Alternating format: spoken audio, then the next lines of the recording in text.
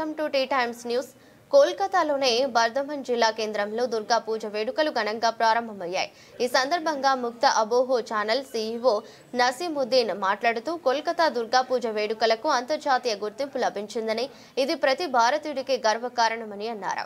అదేవిధంగా ఆధునిక కళ, సాంస్కృతిక అంశాలతో పాటు పర్యావరణ పరిరక్షణ వంటి అంశాలు మరియు దసరా సమయంలో కోల్కతాలో పండుగ వాతావరణం నెలకొంటుందని వారు అభిప్రాయపడ్డారు.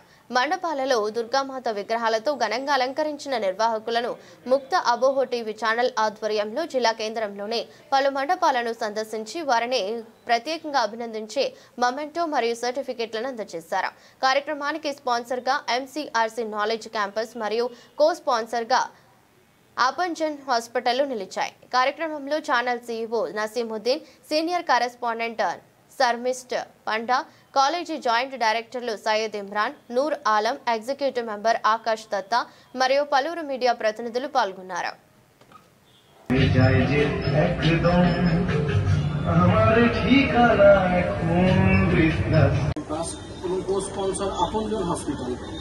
আমরা বর্ধমান শহরের পুজো বিভিন্ন উদ্যোক্তাদের পুজোর যে সমস্ত মণ্ডপগুলো আছে সেগুলো বিভিন্ন জায়গায় ঘুরে দেখতে দেখতে এখন চলে এসেছি আলমগঞ্জ বারোয়ারিতে।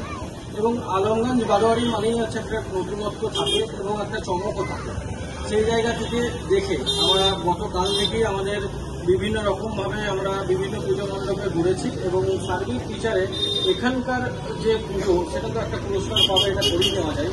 কারণ এই দু তিনটে পুজো কমিটিতে আছে সেখানকার পুজো দেখার জন্য দূর দূরান্ত থেকে মানুষজন আসেন। তো এখানকার যে বিষয় ভাবনা সেটা হচ্ছে মায়া জাল।